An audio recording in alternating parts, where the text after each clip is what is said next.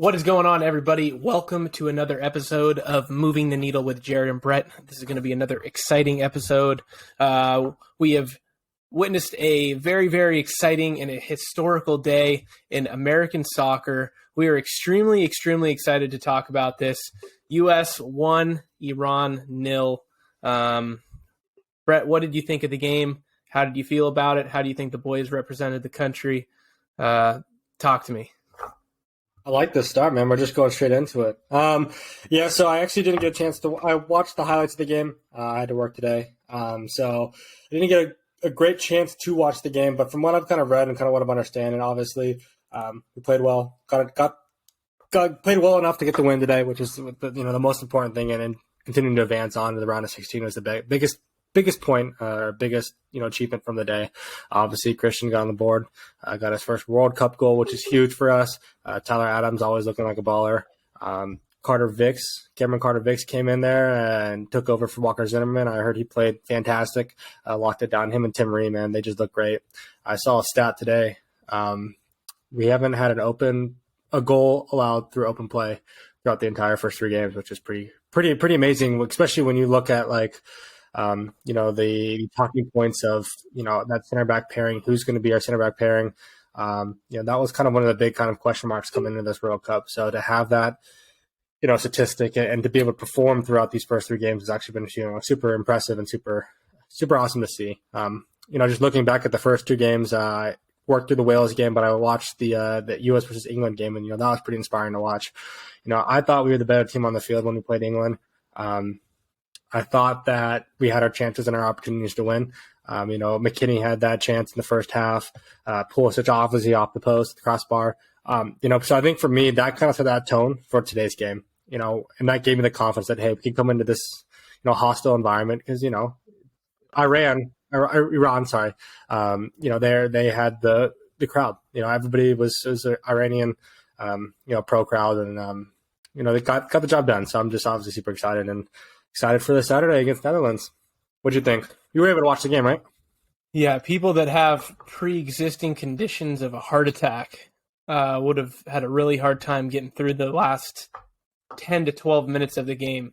Before the game, Clint Dempsey, Landon Donovan were talking about, players that kind of bring that, they have that, American chip on their shoulder, the ones that got the dog in their eyes.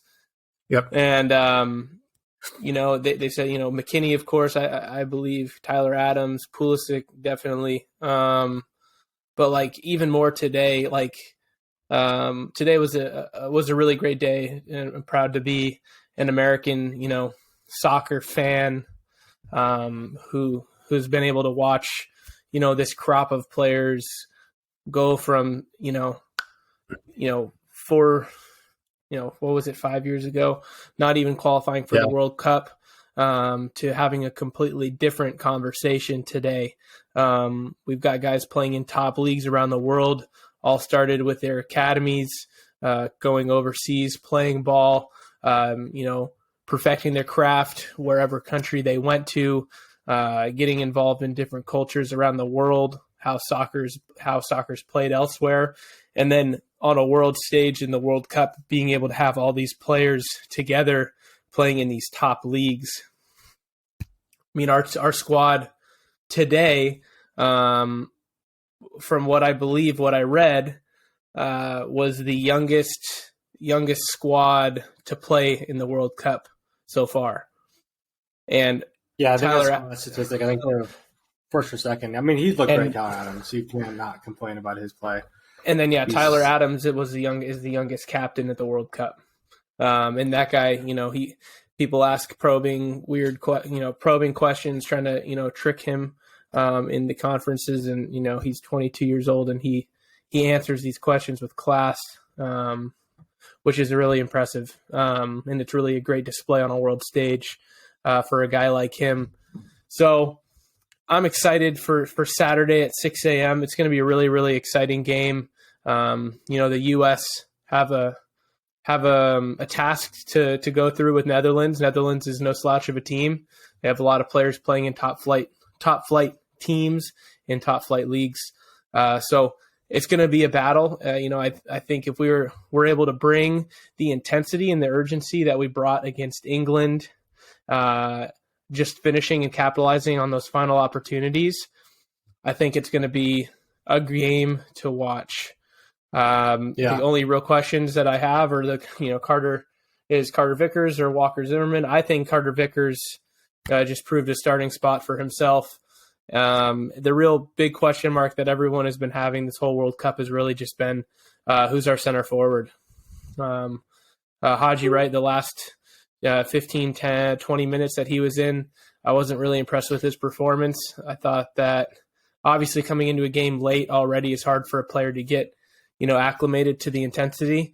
I just felt that from the time that he was in, he didn't seem to really be able to catch a stride with the intensity of the game. Yeah. And then on the other hand, we had Shaq Moore, who comes in, already kind of had a question mark on him even being called into the squad in the first place. And I felt like I saw him more times saying my bad on the field than actually making a good play. He did have a couple great defensive tackles, but a little bit of a question mark there for a backup. So things to fine tune at practice. Christian Pulisic, we got to get him healthy, make sure that he's ready for the game. But man, I'm excited. I think if you kind of look at this U.S. squad in a sense, it's kind of a good position to be in. When I think of like the starting lineup, I mean, you got to look who's still left on the bench. You got Gio Reyna. Brendan Aronson hasn't played much of a role today. He played a pretty big role because due to the Pulisic injury at halftime. So you saw him get out there and he looked awesome for the 45 that he was in. You obviously got Haji Wright who can step into that role. Josh Sargent looked great today. You're hoping that his injury that he picked up today isn't too serious. But when you look at like that in midfield and that talking, you have a lot of quality. Even our three to the middle. That's a world class midfield right there. They've looked fantastic and awesome throughout this entire tournament. I mean, to your point, exactly like you said, Tyler Adams has been just lights out. I mean, he deserved that captain ban. You even see it when he plays at Leeds, right? He's just kind of so controlling, so calm on the ball. He's always there when he needs to be there. When somebody needs to make a big play, when somebody needs to, make a tackle to get us out of trouble, 95% of the time, it's Tyler Adams. And I even think, Kellen Acosta came off the bench today too as well. Like, you've seen a lot of bright spots with him over the last few months with LAFC specifically. I know he scored in the MLS Cup final, but even some of the games through the Gold Cup and through the Nations League, like he's played really, really well. He's kind of one of those same guys who's just going to continue to run, kind of be there when you need him to get stuck in and get a tackle or win a tackle. Our bench is something that, I think we can use to our advantage, getting those players in that we need to. It's kind of a good position to be in if you really think about it that way. It's exciting for me, obviously, to see. You see it around. I saw a statistic, or I read something that the U.S. England game, 15 million people watched it just in the U.S., which is crazy. I mean, I couldn't tell you the last time I saw or heard that stat from a soccer game specifically. So obviously the sport's growing. I'm all over on Twitter watching all of these people post videos and pictures of these bars where people are going crazy. So it's super cool to see the sport growing here in the U.S. Obviously from people who have played soccer, kind of for us growing up. It's cool to see that soccer get that respect when it comes to, being considered a top sport. And especially I think it's a good thing if we can have a strong performance World Cup in 2026 here in the U.S. That's going to be an awesome experience too as well. I'm going to definitely try to attend some games as much as I can. Yeah. We're building, as a nation in the soccer community. Our women's team is definitely, the last, couple World Cup rounds. They've always had a very strong squad, been rated and ranked the top teams in the world. And the United States are slowly but surely getting there. And it's really in stride, much faster as of recent. With all these players going overseas, playing in top leagues, it's really exciting. And just the last couple days, it's been really nostalgic for me. World Cup is a time for a young kid to be inspired by the players that he looks up to. And just thinking about, these young kids watching, like a Tyler Adams, a Weston McKinney, a Christian Pulisic, these guys that come from these small towns where they're, they're really like in terms of their come up or, where they're from, they're no different to you and me. And they just continued to work hard, continued to improve and put their work in, and had that dream in the back of their head of, I'm going to be a professional soccer player one day. And then they find themselves. I think your point there. But before the England game, it was pretty cool. They had Carly Lloyd, obviously Alexi Lalas, Landon Donovan, and Clint Dempsey all before, and they were talking about how, how these World Cups, can inspire a nation, inspire the youth, and to see how like Landon Donovan was impacted by Alexi Lalas, and Clint Dempsey was impacted by Landon Donovan, and obviously Carly Lloyd was on her own and impacted by watching the U.S. and wanting to be in that same position. So they brought up a lot of good points. Is just these games, as much as it's important, right, for our country, but it's also inspiring your youth and the future of that U.S. soccer. And when these players who are on these teams, look at like Matt Turner and stuff like that, they were watching those games growing up, dreaming to be in these positions. And that's what inspired them. These World Cup matches inspired them to be able to, push themselves and set those goals and those precedences, which is pretty cool. So didn't mean to cut you off there, but thought I'd throw that point in there real quick. But yeah, no, that's cool. Absolutely. It's soccer is a beautiful game. I was, blessed to be able to be introduced to it at a young age. But there are these stories that are just, amazing. Matt Turner didn't start playing soccer till he was in high school. And, I think he was a walk-on in college, like he didn't have like the normal, go through the academies and, go find a pro team to play on or a Division I college team. Like, no, he walked on, he didn't, all the things that are, typically expected of an elite player. I mean, he just came from the bottom and, worked his way up. Did you see that video of him? He was like not top 10. Yeah, the video of him dropping it and it went in his own goal. Stated after that he wanted to quit soccer. Look at him now; he's playing for Arsenal, playing the World Cup. Yeah, and he has three shutouts in open play in the World Cup, not including, of course, the penalty kick, which that's an ordeal to stop a penalty kick, which he guessed right and got a tip on. Just Bale put that thing in with power and pace, so couldn't really do much about it. But we got a little off topic. But as soon as we started the podcast, I was like, you know what? I really feel like I got to hit home with the USA. Proud to be an American today, as I am every day, and watching our boys represent the country in Qatar was something special. But moving forward a little bit, I definitely want to touch base, of course, on the things that we like to talk about, which is what are our wins and learns from the last time that we did a podcast. Brett, would you like to start? Kind of go over some of those things. Yeah, so my win for this week is actually starting a new job. Obviously, I'm still working on Amazon.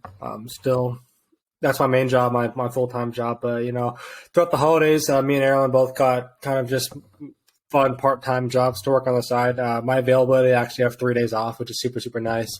So I'm able to have some extra free time. So I thought I'd get a little side job. It's been a lot of fun. I'm actually working at Yeti. So if you're in the Scottsdale area and go to the Yeti store out in Scottsdale, let me know.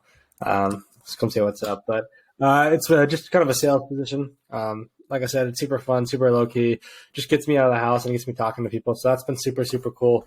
Kind of learning more about myself as I go, learning about, obviously sales. I've never worked in a sales position before or a sales, based system.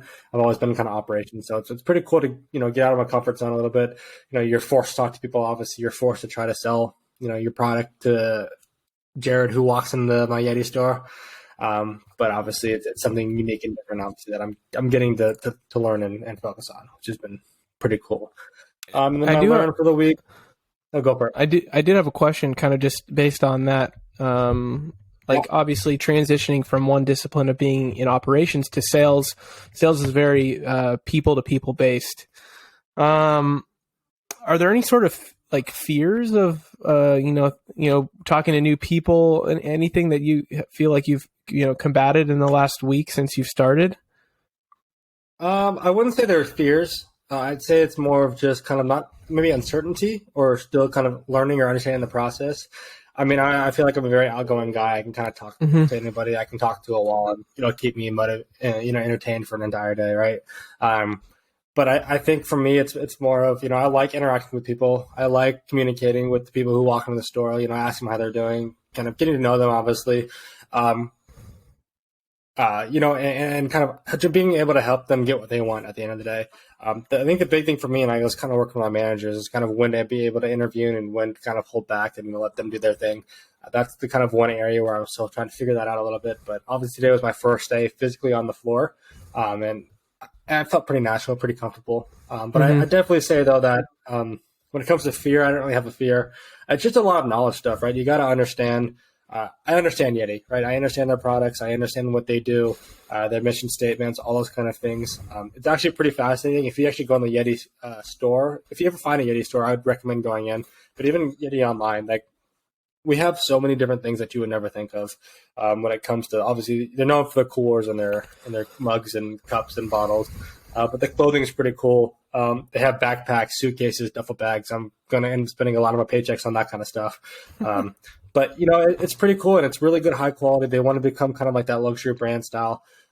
Obviously, it's more of an expensive kind of quality. They really focus on quality, but, there's a lot of cool things that Yeti has done and are continuing to do, which is pretty fun.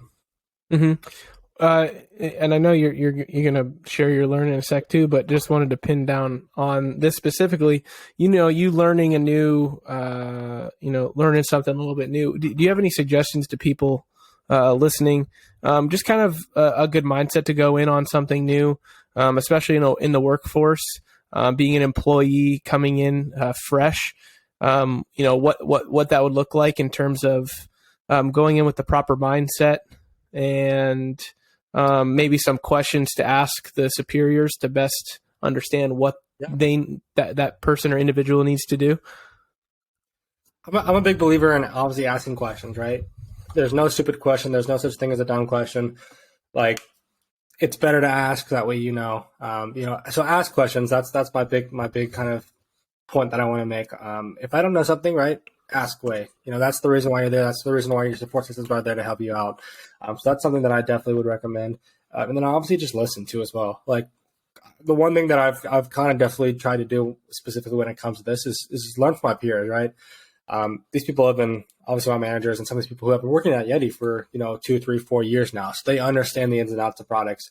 They understand how to sell things to customers, or the different things that the materials have and how it impacts the quality and all those kind of things. So really, obviously, wanting to ask questions if you do have any, but really understanding how to learn and listen and take those key points from there to help you succeed when it comes to your chance and an opportunity to work with your customers. Those are the two main points that I make when I'm kind of working. Obviously, it's going to take time. You're going to have those questions, so continue to ask those. But the big thing is, ask questions and learn and listen, because that's going to help you learn and really kind of put yourself out there and be successful. Mm-hmm. Absolutely. And you're saying just like listening, you take notes when you're learning these things, or you just believe that like just repetition and following and is going to help the best with that type of thing? I think it's a little bit of both, right? So you can take notes. Obviously, with being on the floor, I don't have a notepad with me, but if I hear something that, I think that, I could utilize next time, I'll keep the mental note and then maybe write that down later on. So like a perfect example, we have this V-Line cooler. So it's an $800 cooler. It's a stainless steel. It'll keep your items 50% colder, longer than the normal, Tundra coolers or the rolling coolers. So the best way to describe it, I was struggling with a little bit of weighing. I was struggling with how to describe it to a customer. And, my one coworker kind of described it as it's like taking a cooler and a mug and combining the two. And, that's a perfect way of kind of how you could describe it to customers, right? Taking the best from your cooler and the best from your mugs and combining those to create one big cooler. So that was, things like that, right? Understanding, learning, and listening to your peers. If I have the opportunity to and things are slow, right, I'll go stand next to one of my customer or coworkers and kind of listen to them talk. We have, a few people who, like I said, have been here for a while. I've been here for years. And he knows he's worked in in multiple stores and multiple aspects of Yeti. So just listening there and listening to his knowledge and communicate with the customers is obviously just super insightful.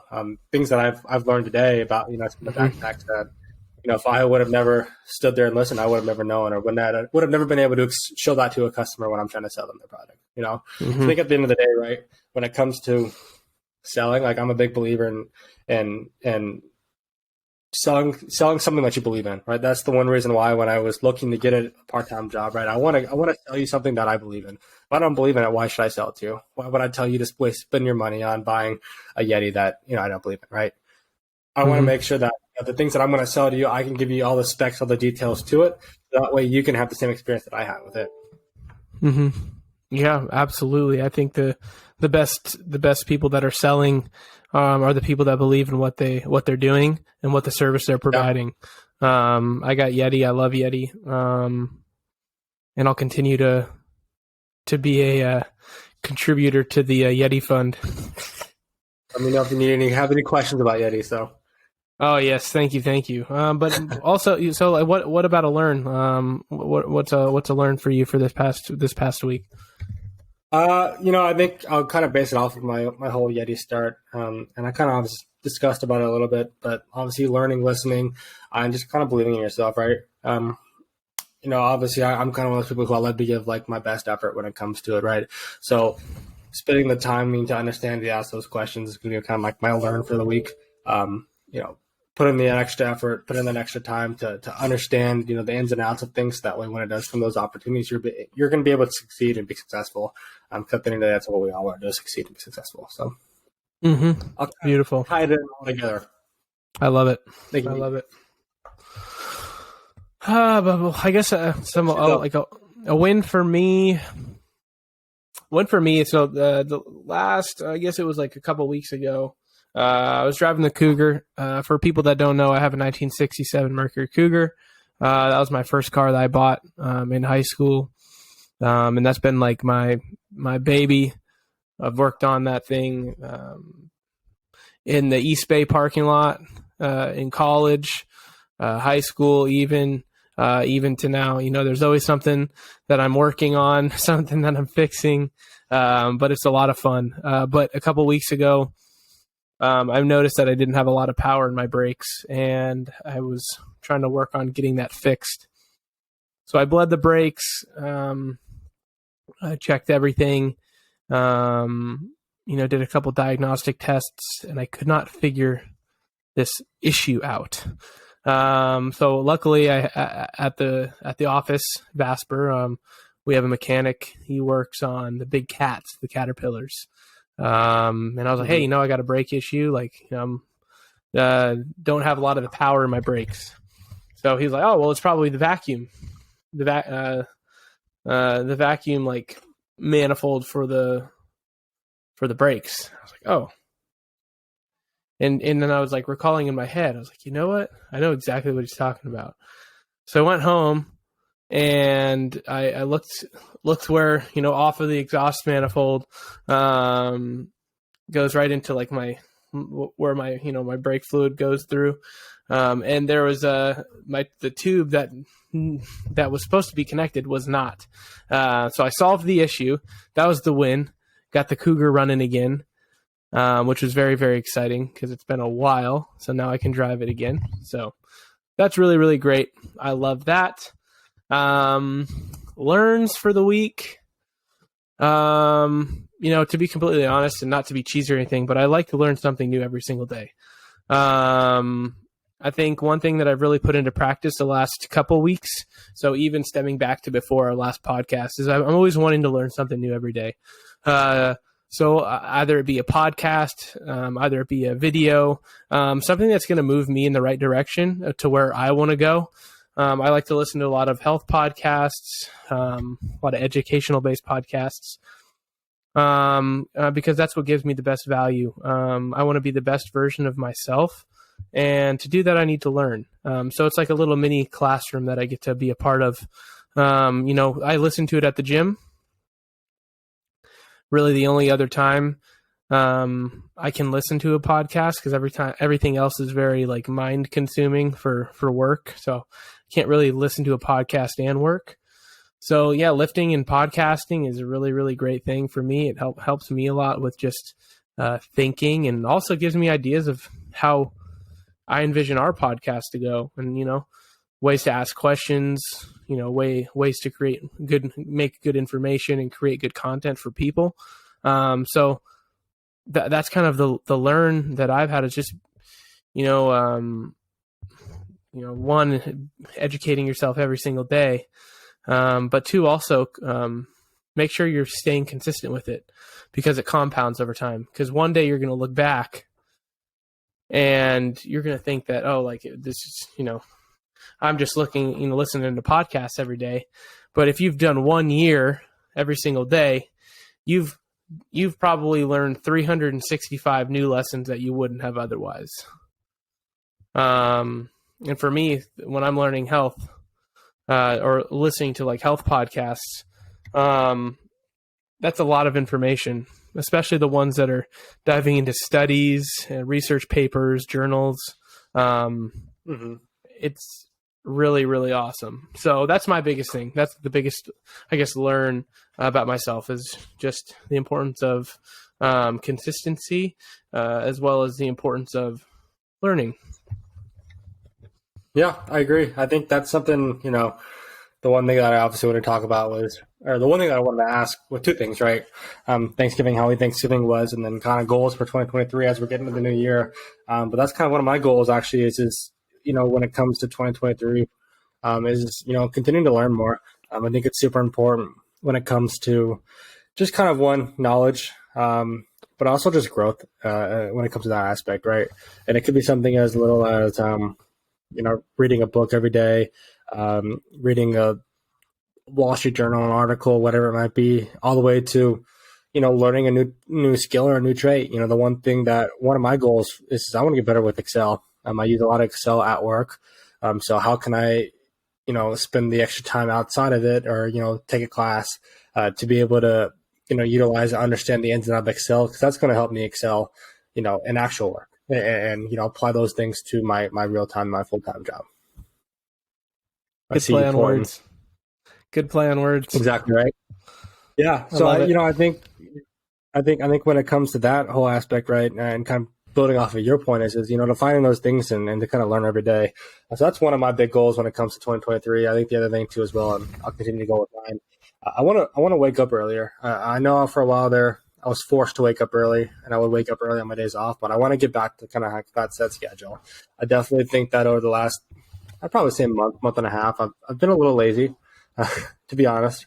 And, there's nothing wrong with that. But, I've kind of gotten to the point where, especially on my days off, I'm enjoying my sleeping in. I've kind of gotten out of my routine a little bit. So kind of rebuilding that routine to where I'm still able to kind of do my things and wake up on a decent time. I think it's important, obviously, get your sleep, make sure you get your full rest and that kind of stuff. But, make sure, that it's not becoming unproductive, and it's, you're just kind of wasting time and losing time, because it's obviously time is valuable. So those are kind of like my goals. Kind of want to build off your point, but how's your Thanksgiving? I wanted to ask about that too as well. Any fun things? Oh man. It was fun. I mean, Maddie and I, we cooked chicken. We had her family over here at our house. Okay. It was a lot of fun. We enjoy hosting.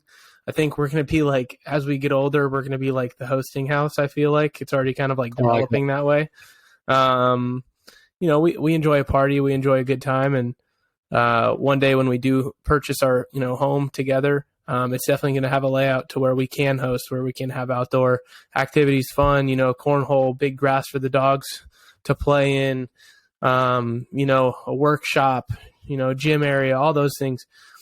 So we really we had a lot of fun hosting. We tried 2 recipes. It was a butter maple syrup chicken, and then a cranberry goat cheese chicken. We both seasoned those together.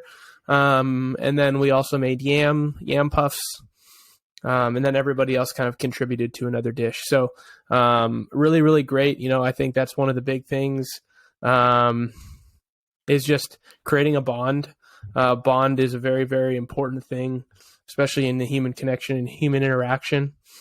There's a really, really strong case to be made for having strong bonds with families and having a good, healthy relationship with everybody, communicating, breaking bread together. It's just like it's just so valuable to spend time with one another. So we really, really enjoyed that a lot. And we're definitely going to be, everyone's saying that we're doing it next year already too. So yeah, they love it. That's what happens when you make food so good. Everyone's like, oh, well, we're going to do it again next year. I love it. That's awesome. That's super cool to hear. Yeah. So it is a lot of fun. That's for sure. But what you were saying, what were you talking about just a moment ago before you'd asked me a question? You were talking about, your goals that you wanted to create, correct? For 2023. Yeah. The point that you brought up before with, kind of wanting to learn new things, that's kind of that's one of my goals for 2023, right? Is just continuing to learn. That's kind of why I brought up the point was is coming towards the end of the holidays. Christmas is right around the corner. December is what starts in 2 days, I believe. Mm-hmm. So, 2 days, right? So, I mean, we only got 31 more days until the end of the new year. So, like, kind of getting into that mindset of, okay, for the next month, going into the 2023, what are some things that I want to set myself up with, goals wise specifically for 2023? And those were a few of the things that I kind of personally want to do. Obviously, I said Excel, or just kind of learn new things every day. The one thing I utilize or I use as an example was getting more comfortable with Excel, reading a little bit more as well, and then waking up more on a regular schedule, consistently on a consistent basis. So those were some of the things that I was kind of focusing on or want to focus on, but kind of wanted to open that up to you too as well. I know you were talking about trying to learn every day. Do you have any specific goals that you want to focus on? I do. And the one thing I actually really wanted to point on about one of your goals that I was just thinking about just in my head, you mentioned that you wanted to work on waking up earlier. Mm-hmm. What time specifically? Like, give me like a number of like when you'd like to wake up. So my days that I work at Amazon, I'm up at 5 a.m. essentially. So I'm thinking if I'm up at 5 every day, like just stay consistent, right? Because what happens is I'm up at 5 a.m. Wednesday, Thursday, Friday, Saturday, Sunday, I'm sleeping until 7, 8 o'clock. Monday, I'm sleeping until 7, 8 o'clock. Tuesday, I'm sleeping until 7, 8 o'clock. So what's happening is it's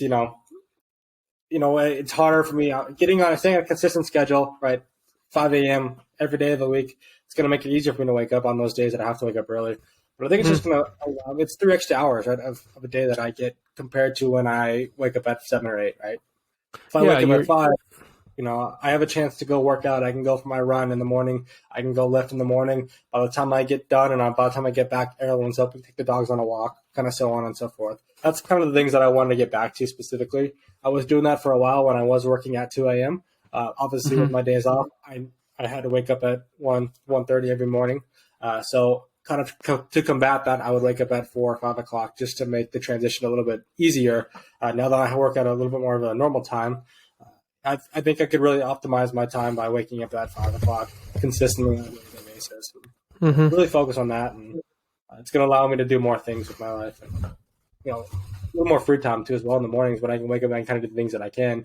When airline gets up, right, it's kind of go time. It's let's go get our coffee, let's take the dogs on a walk. It gives me that time to be able to set myself up. Yep. Yeah, absolutely. The way that I look at it, and this is a generalization, of course, but just kind of a cool figure that I like to go off of. Is I wake up at around 5:30 every single day, but we'll go with your number because it's an easier whole number. So you wake up at 5 o'clock every single day. The average American wakes up at, let's just say, 7 o'clock. So you have 2 hours on that individual for 7 days a week. You have 14 hours of compound. We were talking about compounds a little bit ago. You have 14 hours of compounded time that you've been awake before everybody else on the most productive time of the day, which is the morning, where you can achieve and do things that most likely the people waking up at 7, they may not even be doing that either. So you have 14 days. So that's 14 times 52. You have 728 hours on every single person at the end of the year. 728 hours. And that's just 2 hours a day that you're waking up ahead of everybody else consistently. Now, obviously, sometimes you may need to wake up. It's about 30 days. You get 30 extra days a year. It's pretty crazy. You start to micro concentrate on those times, and you really get to see how much you can achieve. Shoot, I mean, you got a side hustle, right? Yep. You have a side hustle you want to work on. Yeah. Wake up at 5. Wake up at 5 a.m. Do an hour or two of work until 7 o'clock, and then you get the rest of your day going. If you're able to, maneuver like that. For me, right, I have to wake up. I wake up earlier to walk the dogs, to get them to go on their runs, so that I can get onto my run or my workout for the day. Yeah. So that's a little bit different for me because luckily I'm able to work on my businesses during the daytime or evening. But 728 hours a year, almost more than a month. You said about a month. 30 days. That's powerful. Yeah. Now imagine if more and more people were able to utilize that type of idea. Really creating that concept of, wow, I have 728 hours a year of extra that I could utilize where no one else is awake before the day even starts. So super powerful. I definitely, that's one of the biggest motivators for me. Getting up early is, what am I doing to, obviously we named this podcast Move the Needle for a reason. We want to move the needle forward every single day. We don't want to be stagnant. We don't want to, be going backwards. We always want to be moving forward. I think the big thing too, I want to try to wake up earlier is just because it's going to allow me to be able to work out in the morning before I can go into work. Right. The one thing that I've noticed, and something that I wouldn't necessarily say struggled with, but with starting this new job, there's going to be days where I'm going to have to do a double, right? So I'm going to wake up in the morning, I'm going to go to work at Amazon, and I'm going to go straight to Yeti for 4 hours, right? So granted, I'm still in bed by 10 o'clock, right? So nothing crazy. But there's going to be days where, like, if I don't get that workout in the morning, I'm not working out at all for that day. Mm-hmm. And typically, on most days when I wake up, if I don't work out in the morning, I won't work out at night after work because either I'm too tired or, we have plans that night. So it's just trying to maximize my time specifically when it comes to my, making sure I can take care of myself physically, of my physical fitness. Obviously, we have a marathon. That's the one thing that I definitely would say that is strongly being impacted right now with my running. But, it's going to allow me to be able to have that time to be able to still make sure that I'm getting everything that I can done without having to sacrifice, other things, and still be able to, do the things that I want to do throughout the day. Mm-hmm. Yeah, absolutely. No, that's great. I love it. It's important. I'm glad that, you're looking into that and seeing how you can really, utilize your time in the right way to make sure you're, crossing off every single box that you need to achieve for that day. So that's killer. The hardest thing is the first 2 weeks, right? They say like that's when you continue to get in that consistent, rhythm, I guess, or kind of role. The hardest. It's easy to wake up when I got a tea time at 5:30, right? It's not easy to wake up when I gotta go run and do things that I don't want to do. So it's kind of building that tradition, building that cadence. And those first 2 weeks are gonna be brutal, but yeah. And the best way to do it too, right, is really focus. Like you have one thing that you really want to work on. Once you do that and you've implemented that into your life, I think, it's a marathon, not a race. Life is not a race. It's a marathon. So if you, speed through the first thing that you want to start doing in a day, too much to where you don't create the foundation and you add a new thing that you want to start to implement in your day, you're most likely going to fail at that. Yeah. But what does that lead to then? It means that the building blocks of what you created beforehand, or the time that you spent going too fast, it's gone. You kind of lost it. I'm a big proponent of, choosing the one thing that you think is going to be the most meaningful and useful tool for you to use in your life today. So, like, for example, like Brett, what's the one thing that you cannot live without that you think is going to be the best thing for you as an individual to be a professional and, someone that's in a relationship? And then you take that and then you work on it. Yeah. Work on it for 6 months. Just that. Because once you add two things into that, your chances of being able to do that second task every single day consistently and actually executing on it goes from like 85% to like 20%. Like your chances of actually completing that task over a long period of time, if you add two or more goals or tasks in a day, reduce dramatically. So creating that one thing that I need to do. So you're saying getting up early and having that time to be able to do X, Y, Z, fixate on it, work on that for 6 months, and then once you have that set, then it's like, okay, that's basically ingrained in my system. I need this every single day. Then you set to the next thing. For sure. I love it. That's a good way to look at it. Yeah, I really like that, actually. That's a great way to look at it when it comes to kind of planning yourself and building that cadence kind of going forward. So, do you have any goals kind of for 2023? I know we talked a little bit. Obviously, you want to learn every day, but specific goals that you've kind of thought of over the last couple of weeks, months, going into 2023? I really want to just, I think the biggest thing is I really want to, build a brand for myself, build a name for myself. I've always been attracted and always resonated with people that have been pioneers in certain industries, whether it's health, whether it's wellness, whether it's military retail wear, or Black Rifle Coffee. Like, I've always loved entrepreneurs that believe in their product, believe in their services, and they help people. And that's one thing that I've been extremely focused on doing, and now finally getting to that point where, okay, all these ducks are aligning for me to be able to do some of these things. That's the biggest thing for 2023 is finally going live with some of these things and really making it happen.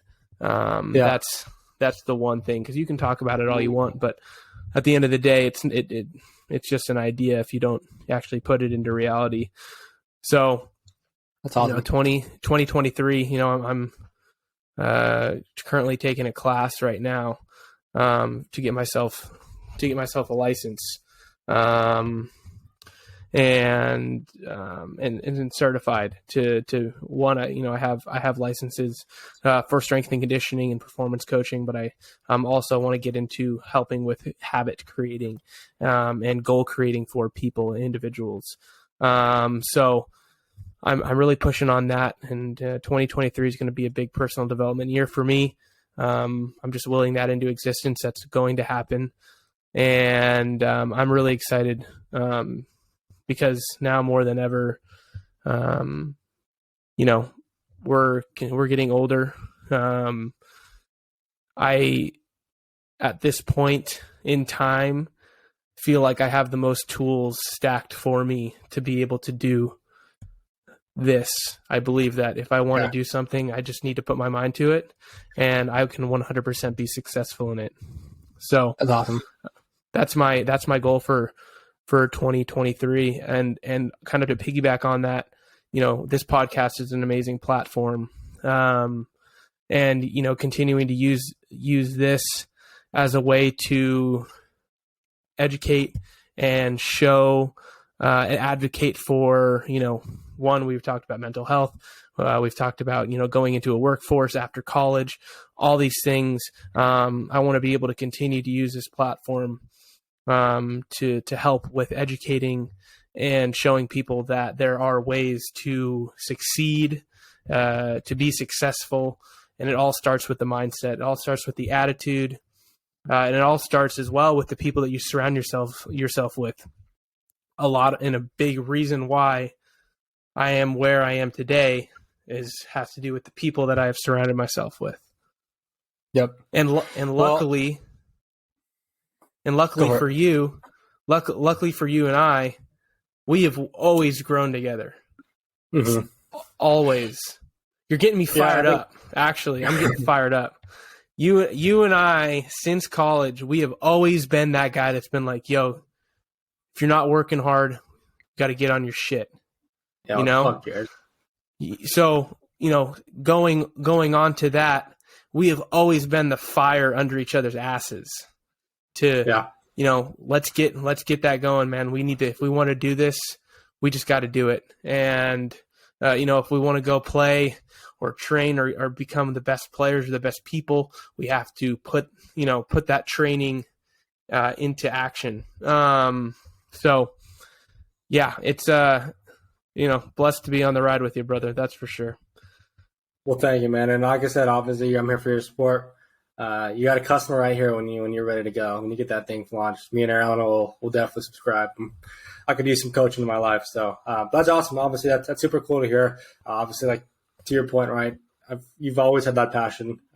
You've always had that, that mindset when it comes to the coaching aspects, when it comes to the health aspects, when it comes to the training aspects, right? So it's super cool to see that you're going to start to begin to enact that when it comes to taking that next steps in your career path. And I think personally from me, from where I've known you or when I've gotten to know you, right? I've always seen you in that industry, right? I've always seen you in that health industry, that fitness industry. So I think that it's super cool. Obviously you're working with Vasper right now, something that you love to do. But I definitely have always seen you doing that kind of thing, right? The personal training, the personal coaching, the lifestyle. So it's obviously super, super cool to see that you're starting to really kickstart that and kind of get going with that. So, like I said, I'm here for you. I'm here for your support. And yeah, dude, appreciate that. New year. It's fast, dude. 2022 went by like that too. It's pretty wild. It's pretty wild to like see, I feel like it was just January or December, end of December when we were like, oh yeah, what are your 2022 goals? Yeah. Well, I guess that's a good question. I was going to say, what some of your 2022 goals, were there anything that you kind of had set forth that you still trying to achieve or looking to achieve or haven't achieved yet? Or things that you've learned from? The number one thing, and the reason why I say this is because I know Maddie will listen to this podcast later. The number one goal that I had going into 2022 was to be engaged. Well, there you go. Check. On the park. But also, on another note as well, a lot of the goals that I had set for myself were really relationship based. Maddie and I, we've been together for almost 4 years. And this past year was really kind of an additional focus, for not only for me, but for us, to really grow into one another more as a couple. Not to say that we weren't that before, but just really growing, going on these new experiences, these new adventures, learning more about one another. We have 2 dogs together. We have a home together. and just really developing into a soon to be future husband and wife. So that was like one of the biggest goals. Career wise, I had really just set myself up to just, just being consistent in what I say I want to do, and, be true to myself. That's the biggest thing. Those were the biggest things. I didn't really have too much of a career, I think, goal, just because I think 2020 and 2021 were just so bizarre for me, like career wise, because there was so much change going on. I think I partially kind of went into 2022 just thinking like, oh, we're probably going to get shut down again anyways. So like, which isn't the greatest like attitude, I will admit, but, I just wanted to focus on things that I could control. And I knew that, work in general, sometimes it's something that you can't really control, whether you have a job or not, depending on if you get shut down or not. So I knew for a fact that Maddie and I were the one thing that we can really make sure and that we can put as much energy into as possible. So that's awesome. It's good to hear. Obviously, it's good to see that you're able to execute a lot of those things, and obviously the big one being the engagement. So congratulations to you on that again. Check that one off the list. And on 2023, that's awesome. That's super cool. I just thinking about this. We're talking about goals. There's this one thing. There's this one thing that always kind of like it doesn't bother me, but it kind of like gets me thinking. Every single year, 2022, right? We're finishing 2022. Everyone talks about what's your New Year's resolution. What does that mean to you? So, and what do you believe? Like, do you believe that setting a New Year's resolution for yourself is the best use of like your energy? Like, how would you structure a resolution? Because resolution to me, looking into like a vocabulary word, basically, a resolution means you're resolving something. But I kind of get a feel for, we're never fully resolving, we're always evolving. So things are always changing. So just like, what are some of your thoughts about, your New Year's resolution?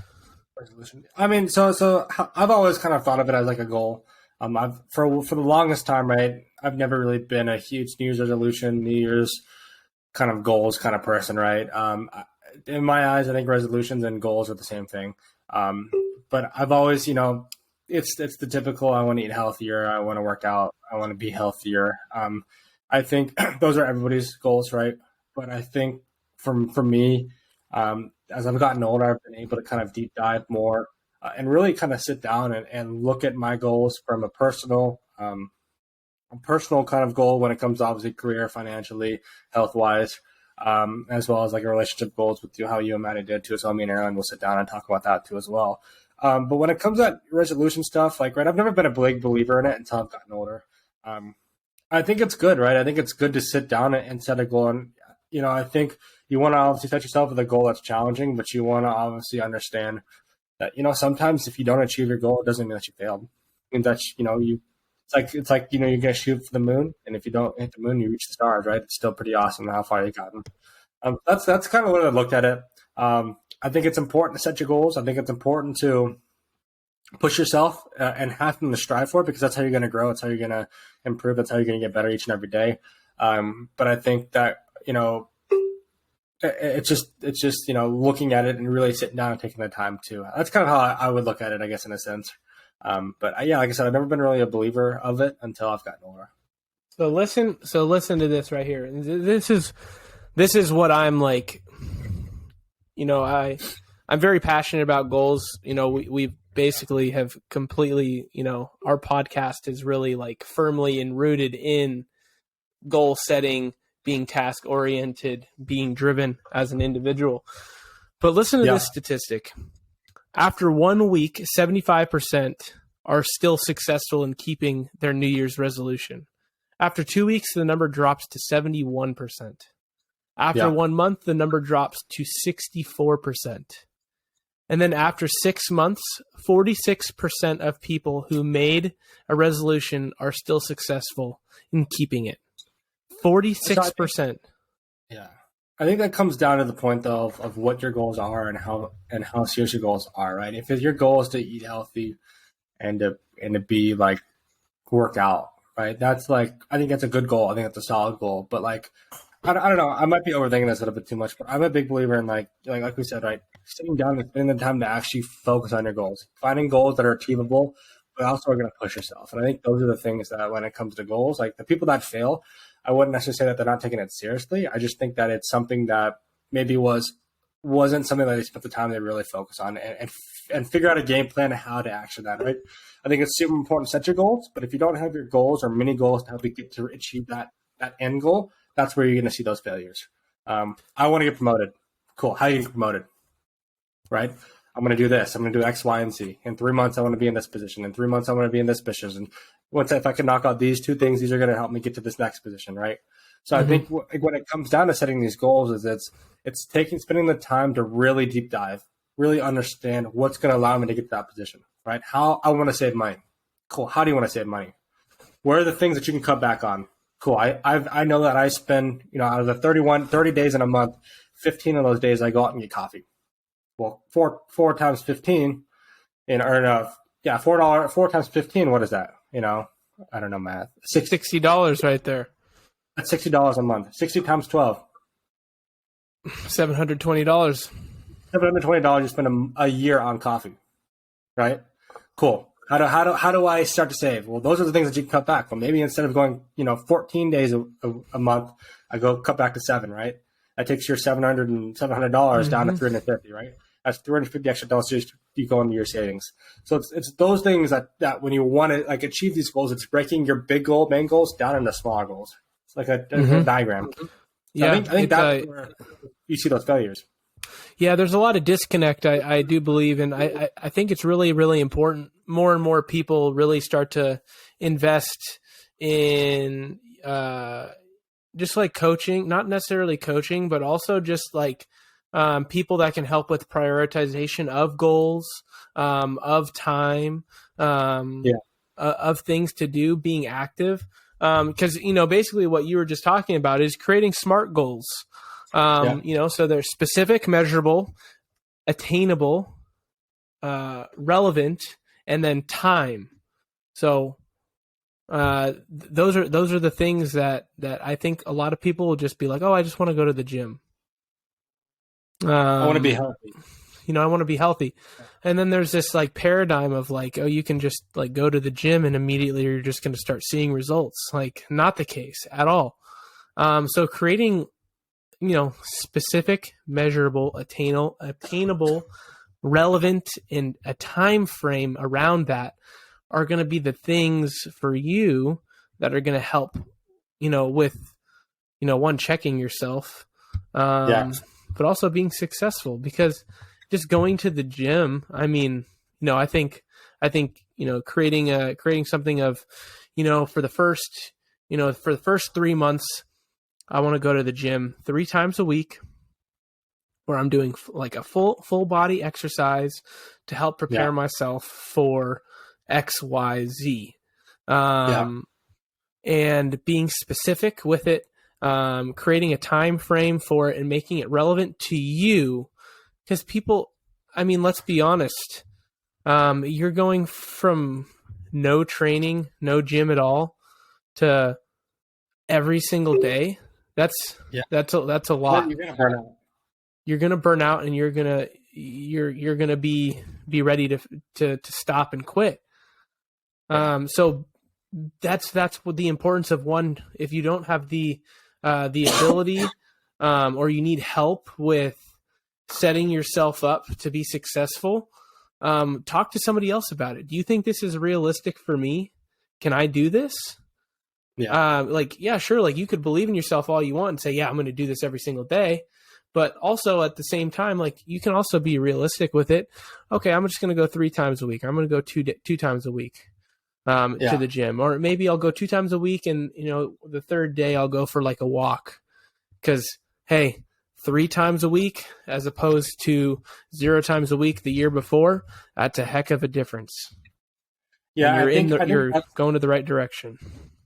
yeah, and I think that's, and I've always heard of this statistic too as well, and that's the biggest reason why like diets and these things fail is just because I feel like, and I get the same way too, but I feel like society or the way that we kind of think, our brains think is that my goal is to lose weight, so I'm gonna go all in, put all my eggs in one basket, and just go. And exactly how you said, you're gonna burn out, right? Whereas instead of, like the big thing is finding those mini goals that are gonna help you reach your achievement goal, right? It's just I drink 7 sodas a week. If I go cold turkey and just go from drinking 7 sodas a week to drinking 0 sodas a week, the one day I let myself go back and drink sodas after not drinking it for 10 days, right? I'm going to end up drinking 14 of them because my body craves that sugar. So it's finding those ways to be able to balance it. I think to your exact point, and it's something that, I find myself doing sometimes. I want to lose weight. Cool. Well, what's one way to lose weight? Being a caloric deficit. Well, that doesn't mean you only eat 1 meal a day and you starve yourself. Or when your 1 meal a day is just a massive pizza or McDonald's or these kind of things, right? It's finding those things that are going to be able to work for yourself, but still making sure you're taking care of yourself. Because that's something that I personally have found is like, oh, I'm going to be in caloric deficit. Cool, I'm just going to skip a meal. I'm just not going to eat today. Well, that's not healthy. That's actually probably worse for you than actually eating. Yep. I think it's getting into that mindset of I don't need to go, like, I want to push myself. I want to get to my goal, but it's finding that balance between not putting yourself in a bad situation to where you're going to burn out 7 to 10 days later. I'm a big believer in being a qualitarian. What does that mean? Quality diet. Don't eat crap. Processed foods, hyper-processed sugars, seed oils, all of that. You cut that out of your diet, immediately you're going to find an improvement in your overall health. One candy bar, like one chocolate, like Hershey bar, is equivalent to I think it's 4 or 5 apples. Like, Brett, are you going to eat 4 or 5 apples in one sitting? No. No, you're going to get full. But these a Hershey bar that packing crazy amounts of sugar, that's super processed, is packing the same amount of calories. I mean, this is the reason why people are overweight in this country, because it's so easy to overindulge. I'm going to enjoy that candy bar, though. Yeah. No, but I mean, I've always seen on those the photos of you can either eat 6, 1 candy bar or 7 apples, right? And the exact thing is you don't really realize that when you look at the nutritional values of it, or the caloric values, that one little thing over here is equal to 7 things over here. So I think that just comes with the lack of knowledge that a lot of people have when it comes to wanting these things. And I think that's why research is a big thing. Obviously, getting the support that you can. If you do need that help when it comes to dietary, there are things that I'm not a dietitian, right? I don't study it. I was a communications major. I know it's something that you're very into, something that obviously you've studied, you've looked into, you've done your research on. So, when you do want to set these goals, right, it's making sure you get the resources that you need. I think the big thing too as well, and I've found this specifically, is everybody's body is different. So you have Joe over here who posts on his Instagram that he does X, Y, and Z. Doesn't mean it's going to work for you, right? Something else completely opposite might work for you compared to what works for Joe. And it might be vice versa. What works for you does not work for Joe. So I think it's right trying those things, getting the support that you need to be able to find the things that you can do. I think the one thing that I've learned coming from athletics and sports and training is, and this is just trial through error, I think trial through error is the correct terminology, but it says I know what body I know what sources of proteins, fats, carbs that my body processes better than others, right? My body can typically process rice better than pastas. It's just something that I don't feel as bloated when I wake up in the morning. If I eat a whole bunch of pasta the night before, the next morning I tend to feel a little bit more heavier, a little bit more bloated, just because of the meal and so on and so forth. Rices, I feel like I'm able to a little bit move quicker, and kind of so on. Proteins, those kind of things are all things that you're going to pick up, you're going to learn the more as you get, into that field and into that knowledge. But it's something that I think that people can kind of struggle with when they first start out. Mm-hmm. Yeah. No, you're right on. I think, being in tune with your body is probably the number one, gift that you can give yourself, is really just trial and error in experimenting, seeing how your body processes food compared to other foods, how that makes you feel afterwards. It's really, really important, being connected to your body in that way, and getting a feel, because only you really know how best you can digest or feel food. Yep. So it's very good topic, very good point that you made. And I'm still learning, and I'm always with different foods, I'll try it, and I'll think, okay, yeah, well, I felt really good for like the first hour, but then afterwards I had like a stomach ache, or I felt like a little bit of like mental fog, or I got tired. Yeah. Food has an amazing effect on the body, whether it's good or bad. And just knowing the side effects to the foods that you eat, and keeping that in mind. Reduce the amount of times you go out to eat. Maybe if you go 4 or 5 times a week, maybe, if it's something that you can't live without, okay, maybe go once or twice a week, out to eat, rather than 5 or 6. If you love pizza and you eat it every day, okay, well, if you love pizza and it's a non-negotiable, don't necessarily cut it completely out of your diet, but maybe you just eat it a little bit less, maybe once or twice a week, rather than 4 or 5. Or find an alternative. Maybe instead of instead of like a dough, maybe you go for like a cauliflower crust. There are alternatives, and luckily, like Mod Pizza, Blaze, these other places have alternatives to traditional dough, which is really, really, it's a good step in the right direction in terms of alternatives for one caloric load per meal, but also for digestive. Not everyone can digest gluten the same. So for me, like, I have a little bit of a gluten intolerance, so pasta for me, like, look out. I feel bad for the people sitting next to me if I have gluten. So I've pretty much, like, for the most part, taken that completely out of my diet. So, just things and that's all. I learned that through trial and error.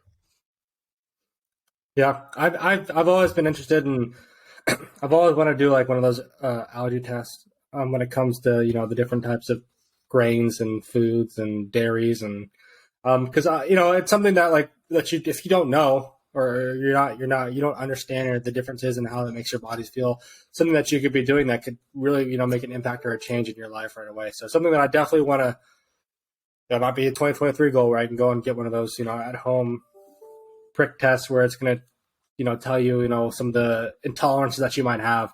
I think one thing that I've always looked at was cutting out dairy specifically. I try not to eat as much dairy.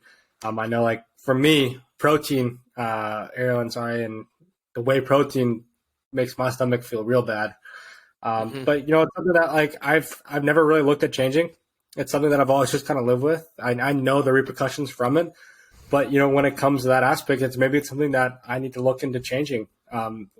Within my diet, maybe there's another protein out there that I like that'll still taste good, but it's not going to give me the same kind of effects that the whey protein does when it comes to that.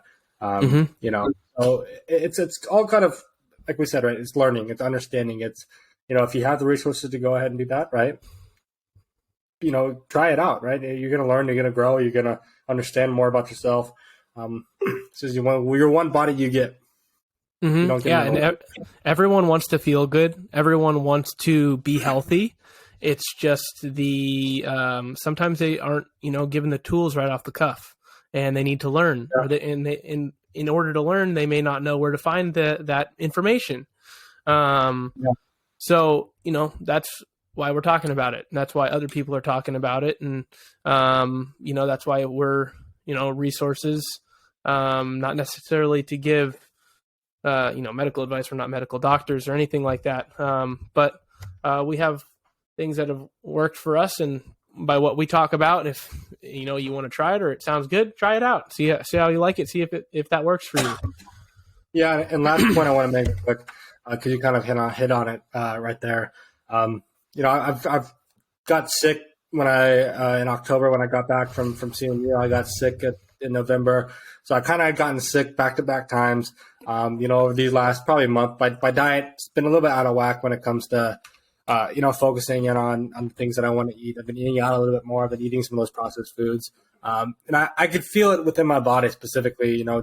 Just with the way of tiredness, kind of feeling lackluster, a lack of energy, and just health wise, I've just felt a little bit off. So I know that's something that, like, for me, looking at those foods, really deep diving those, and then looking on how you can implement back into, my meal preps and that kind of stuff. The days when I do meal prep, I feel a lot better. So it's finding those balances again. And that's something that I know for this week and then going into next week and through the rest of the holidays, because I do know that, we've had friends over the past couple of weeks where we've gone out to eat, and obviously holidays, you want to enjoy yourself with your friends and your family, eat the foods that you eat once or twice a year. So it's finding those balances, obviously, but still making sure you're getting back on track. And that's kind of my goal for me this year. Yeah, absolutely. Yeah, I think that's a great goal, and I think that's really achievable as well, because those are things you can all control pretty easily. It's just a matter of staying consistent and staying on it with doing it. Yep. And if you have questions, I'm happy to help. I will hit you up. I think we're getting close to the end here of kind of our discussion, our topic of the day here.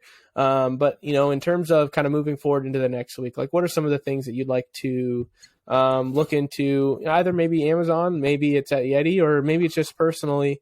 What would you like to achieve for the next week until our next podcast? Yeah, I definitely want to hit on a lot of the points that we just spoke about when it came to diet specifically. I'll be honest with you, probably in the last week and a half, I've eaten out more than I've eaten in. So I definitely want to get back on track when it comes to, eating in, make meal prepping, eating healthy, getting back on track when it comes to diet. And I also want to start kicking off at 5 a.m. wake up call. I want to start to kind of build that into my repertoire, kind of going over the next, excuse me, sorry, I drank some water. I've been coughing ever since, but I definitely want to start to build that 5 a.m. repertoire kind of back into my schedule again. And really, because I know if I can get into that kind of mindset and that grind again, it's just going to help elevate the rest of my life and kind of goals. And, I think for me, that's going to be the big thing. My kind of goals going forward. So. Yep. I love it. What about you? I say the goals for this next week, or just things I want to achieve, would definitely be finish my Christmas shopping. That's a superficial answer. I got an anniversary in 6 days, so that's exciting. It's just I haven't done much. Is that 2 years, right? Yeah, 2 years. Wow, man. Very, very exciting. Yeah, I know. I think I think that's really the goal is to finish Christmas shopping and just enjoy the holiday season. Take the time and just take it slow. It's the biggest thing. Take the pups out, go see some Christmas lights. Oh yes. The room up there in the house? Oh, dude, yeah. You know me. Well, send me a picture. Oh, I got you. Thanks for sharing. Definitely. I'll definitely send you a picture. I'll send you our lights. We got a little dog out front. Good. We do too. Good. Awesome. But sweet. Well, I think we hit on a couple great things. New Year's resolutions, goals, diet, nutrition, all that. And if the listeners, for the people listening, if this is something that you're resonating with, that you enjoy, you want us to talk more about it, please let us know. Any of the feedback or information that you want to provide to us, we're definitely going to read. We want to continue to improve and get better, and also provide content information that you enjoy. Yep. So if you do like what we're talking about, you like our podcast, please subscribe to our channel on YouTube, Moving the Needle with Jared and Brett, as well as give us a like on this post. We do appreciate it. And we'll see you on the next one. Thank you very much. See you guys. Have a great one.